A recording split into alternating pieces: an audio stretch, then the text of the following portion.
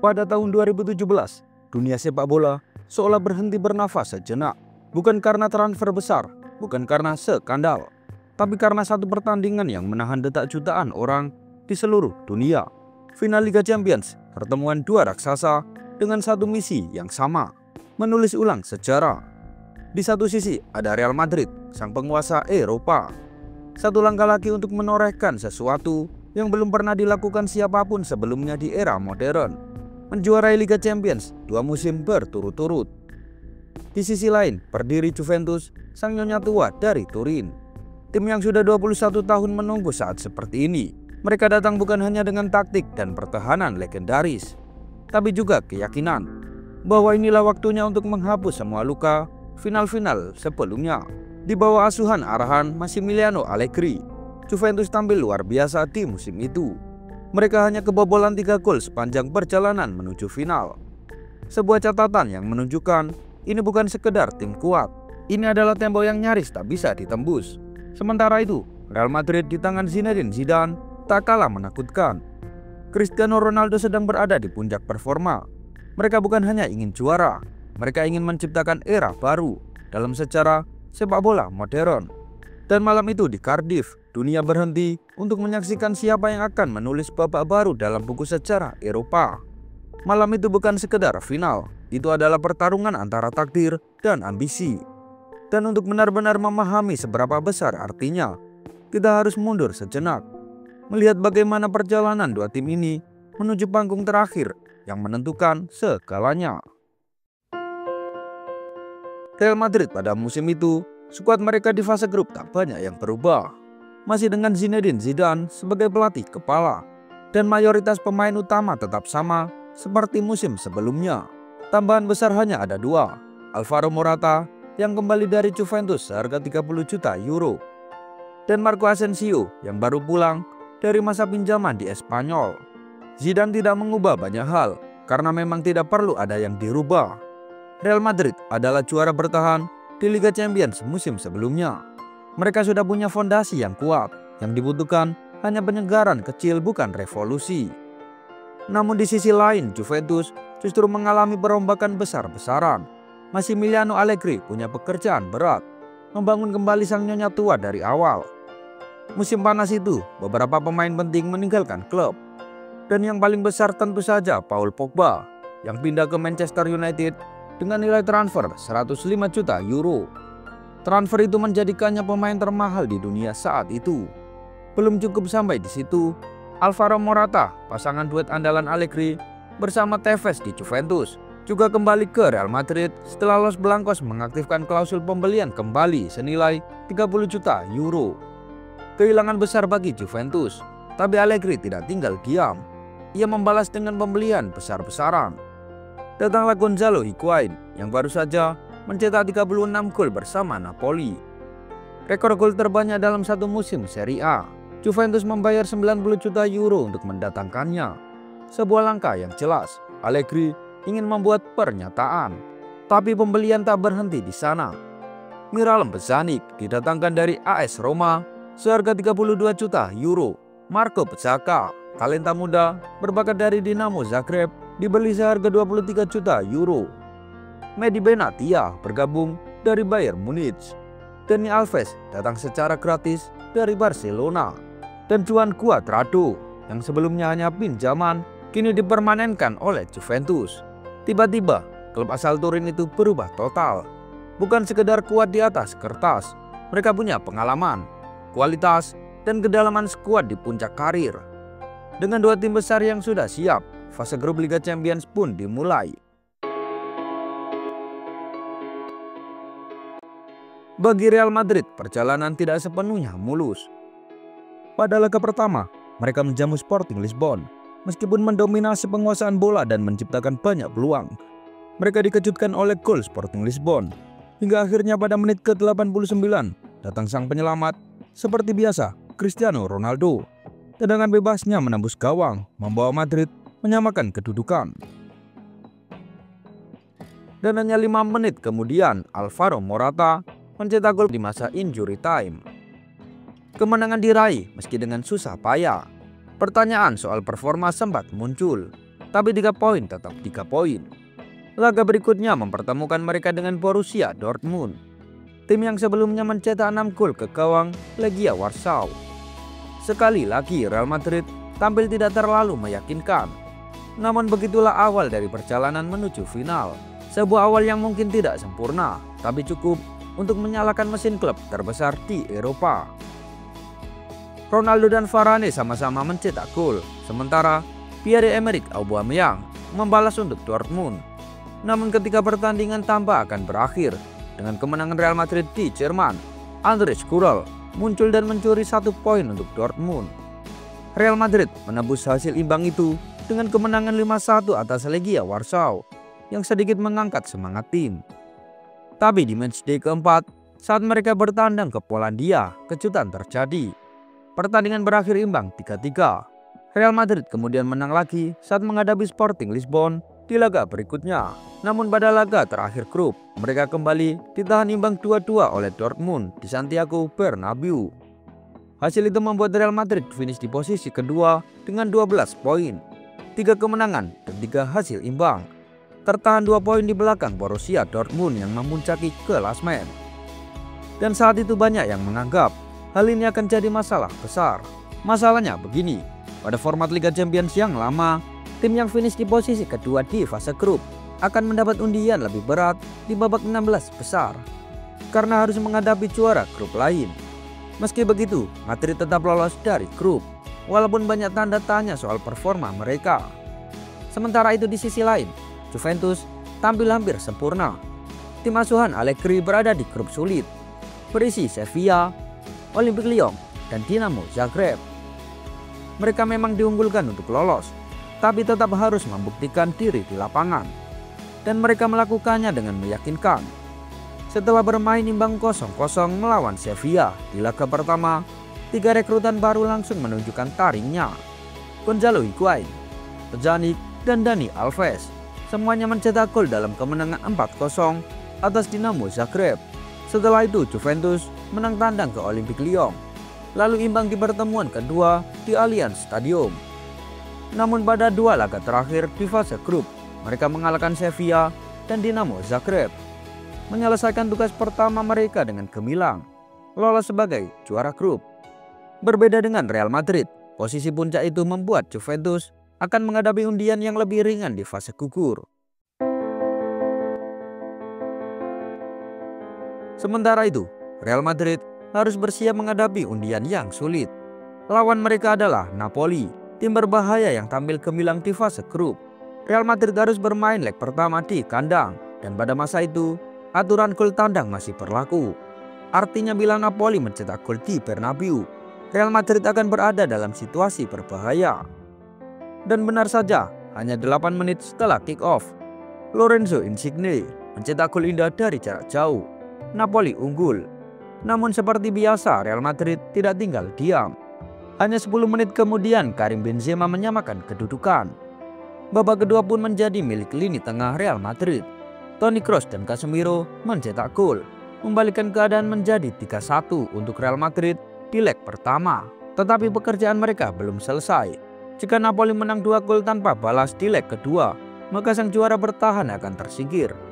Namun hal itu tidak terjadi. Di kandang Napoli, Real Madrid kembali menunjukkan kelasnya. Mereka mengulang skor yang sama 3-1 dan menang agregat 6-2. Tugas selesai, Real Madrid kembali melangkah ke perempat final. Sekarang fokus beralih ke Juventus. Meski mereka lolos sebagai juara grup, mereka tetap mendapat lawan yang kuat. Itu adalah FC Porto. Leg pertama dimainkan di Portugal, tapi tidak disangka pemain FC Porto mendapatkan kartu merah, membuat Juventus unggul jumlah pemain. Keunggulan itu akhirnya dimanfaatkan dengan sempurna. Kurang dari 20 menit sebelum laga berakhir, Marco Bacca dan Dani Alves mencetak 2 gol cepat. Juve menang 2-0 di leg pertama.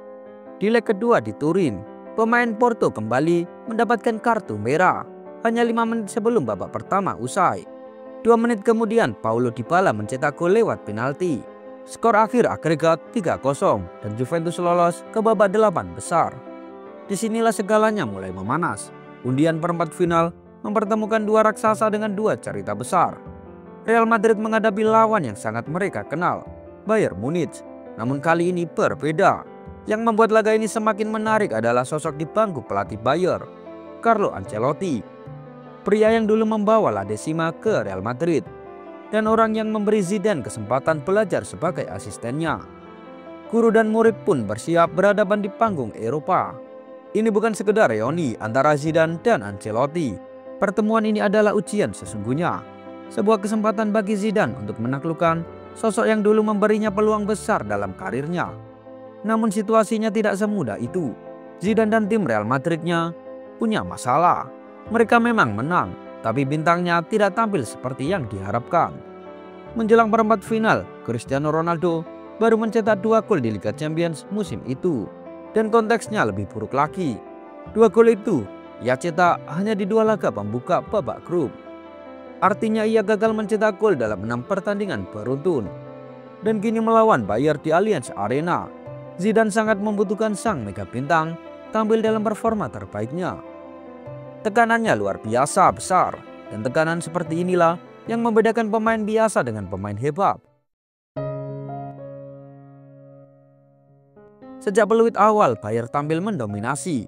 Mereka menguasai bola, menekan tinggi, dan akhirnya memetik hasilnya. Menit ke-25, Thiago Alcantara mengirim umpan dari tendangan pojok. Arturo Vidal menyundul bola dan gol. 1-0 untuk Bayern. Babak pertama berakhir dengan skor itu. Real Madrid kesulitan menciptakan peluang. Bahkan mereka beruntung hanya tertinggal 1 gol. Setelah Vidal gagal menambah keunggulan lewat penalti di menit akhir babak pertama, Cristiano Ronaldo seperti tidak terlihat di lapangan. Ia benar-benar menghilang dan seolah-olah malam itu akan memperpanjang catatan buruknya menjadi 7 laga tanpa gol. Namun di momen itu seakan Ronaldo tiba-tiba teringat siapa dirinya. Pemegang Ballon d'Or, hanya 2 gol lagi dari catatan bersejarah. Semuanya seolah tersambung begitu saja. Karena hanya 2 menit setelah babak kedua dimulai, Ronaldo kembali ke panggung utama. Akhirnya ia bisa mencetak gol, membuat Real Madrid menyamakan kedudukan. Itu seakan menjadi ciri khas Real Madrid di era tersebut. Ketika mereka tampak tidak berdaya, selalu ada pemain yang muncul entah dari mana dan mengubah segalanya. Dan kali ini Ronaldo lah orangnya. Tapi dia belum selesai. Ia mengejar sejarah dan malam itu akhirnya menulis namanya di buku rekor.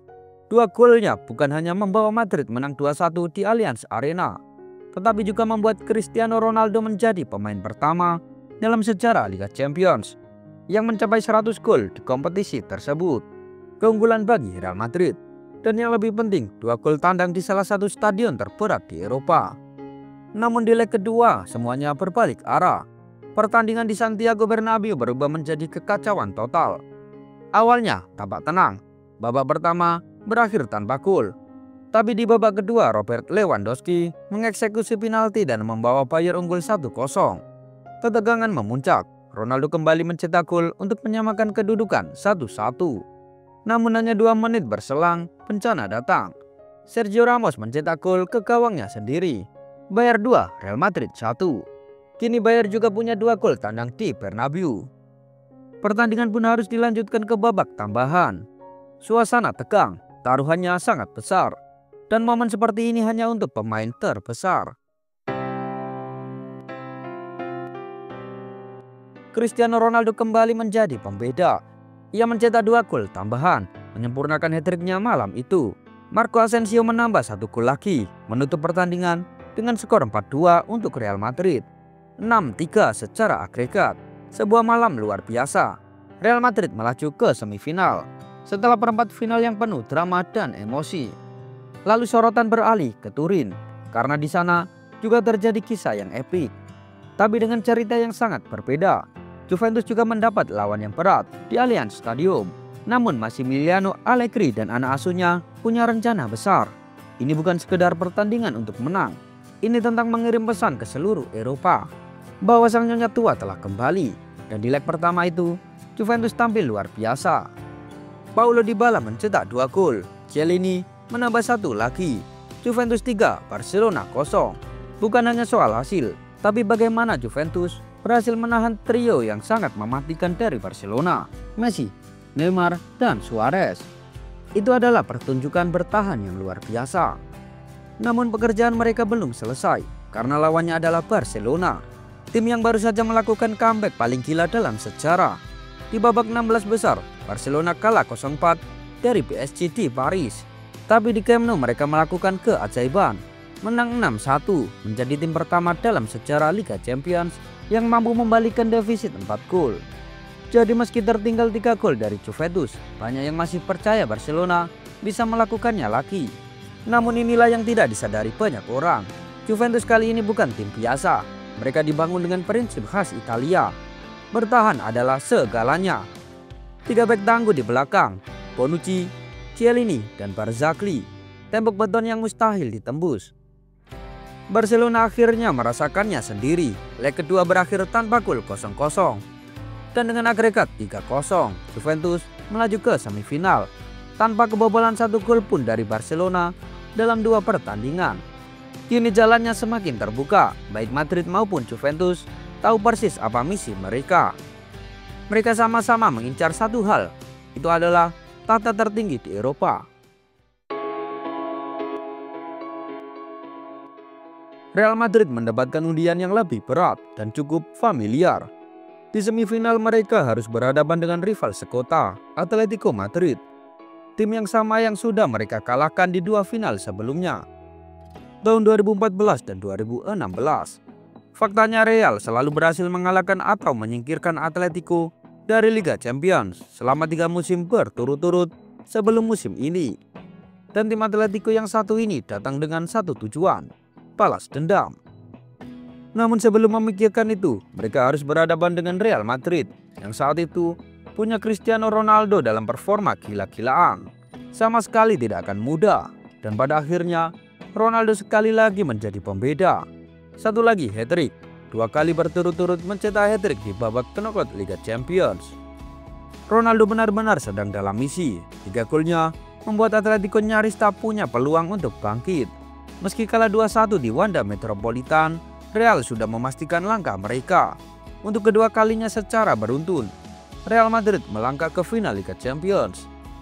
Sementara itu, Juventus melanjutkan tren menghadapi lawan-lawan yang sulit. Kali ini mereka bertemu AS Monaco, tim kejutan yang tampil luar biasa sepanjang turnamen. Strategi mereka jelas, tetap dengan pertahanan rapat yang selama ini membawa kemenangan. Dan mereka berhasil. Gonzalo Higuain mencetak 2 gol di leg pertama.